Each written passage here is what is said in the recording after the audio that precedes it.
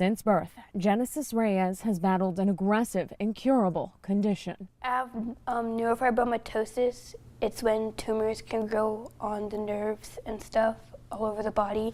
At 15 years old, she's had a surgery for every year of her life. They cut, I think it was like right here and down, and they lifted the cheek up a little bit because the tumors can make the skin sag. So they lifted it up, and then tumor eats the bone, so it keeps pounding on it till the bone's gone. As a tumor on her head grew aggressively, she faced another major surgery, one that would take her eye and part of her skull. The odds? 50-50, as in it could work, it couldn't work.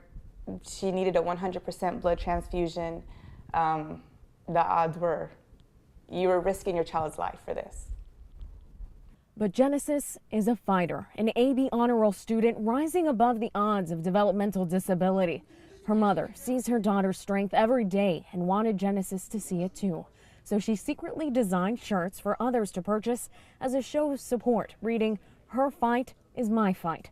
More than 300 people answered her mother's battle call. I have friends that are in Japan and they purchased. I have friends in New York, New Jersey, Texas, North Carolina, you name it, and their shirts there. Dozens joined in on social media as teachers and students at Grovetown High School wore the shirts on the same day. Her best friend, I love you so much. I love you too. Capturing it all on the Facebook video that's reached thousands to show Genesis she isn't alone. She's my best friend.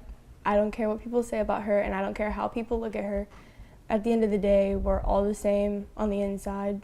The teen's smile glowing, a precious sight in her mother's eyes after 3 teams of doctors operated for almost 7 hours last week. She made it out, and I was told through the ICU nurses that on her way out of the operating room, she was talking. She was talking, so we were very happy and emotional about that. So Another battle won. She fought, and she fought hard through that. And I think it was just the support that really got her through it, the prayers and the support. For this week's High Five for Kids, Stephanie Lopez, WFXG, Fox 54 News Now.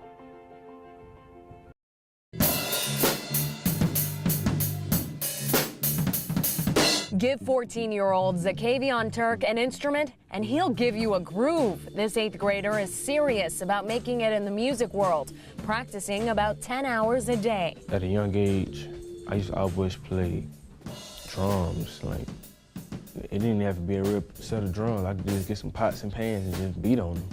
And I knew from that point I just wanted to do it for the rest of my life. He picked up a guitar and his little hands just went to going, and we kind of knew from that point on that he was going to be musically inclined. Zakavion plays with the James Brown Academy of Music Pupils band. He started playing with his grandfather's gospel band as a child. Now he still plays with them too, as well as his mother's gospel group. For me, it's easy. If I got a groove in my head, like a certain thing I want to play, figure the notes out and I can play it. Now the 8th grader wants to inspire other kids who have music on their minds. You get a beat in your head and you just play along with it. I want him to stay humbled and keep a level headed most importantly, but I want him to go as far as he can go with his music. It's a great feeling to have people to have my back, to encourage me, to keep telling me to push forward. It's a very good feeling. The best is yet to come. So good, I got you. In Augusta, Stephanie Lopez, WFXG, Fox 54 News Now.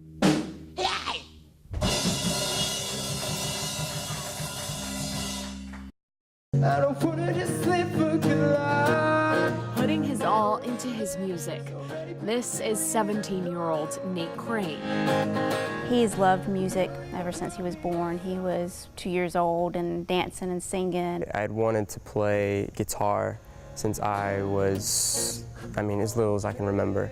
And when the time came, my parents were signing me up for music. I found out I was too young to actually play guitar. My fingers weren't developed enough.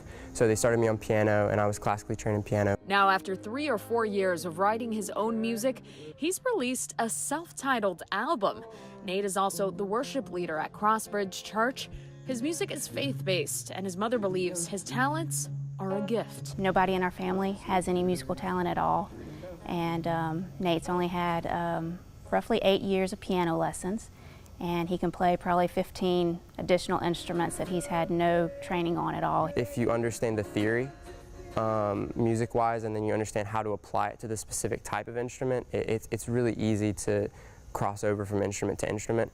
So I genuinely don't really know exactly how many instruments I can play. He sings and plays almost every instrument on his album. Nate even makes his own beats live using a looper when he's performing, and the ambitious teen hopes this album is not his last. I love writing and I love composing too, so not just recording myself, I also want to learn how to produce so that I can songwrite and record for other people later in the future. For this week's High Five for Kids, I'm Stephanie Lopez. Sometimes a heart like this, but I've tried to be strong. We both know I'm my own. It lasts very long. Jaquan Anderson is a teen of many hats and talents. Tennis, golf, math team, chorus, art. After he's done with his high school classes at T.W. Josie, he comes here to the Jesse Norman School of the Arts to refine his craft, photojournalism. We tell stories, but we tell it in our own way. You have the dance who tells stories through movement. You have the actors who tell stories through speaking and showing movement. And then you have the singers who tell the story through music. Jaquan got right into doing abstract pieces and focusing on more like texture and detail and stuff, and that was sort of caught my eye. At 16 years old, he's mentoring others and capturing advanced concepts like exposure in both a literal and psychological sense. I took a picture of a flower out here in the garden, and I kind of edited it because I wanted to tell, like, the front part of the picture is what you see when you're talking to somebody, what they want you to see, what they talk about, and then as you go farther back, it starts fading away and gets darker to the hidden emotion people hide when they're out in public or what they don't want people to see. And it's that kind of imagination that lies at the center of his teachers' hopes for him. Continue to be proud of himself and continue to push the boundaries of what he's already good at to try to learn even more. And that's this week's High Five for Kids. I'm Stephanie Lopez. You're awesome.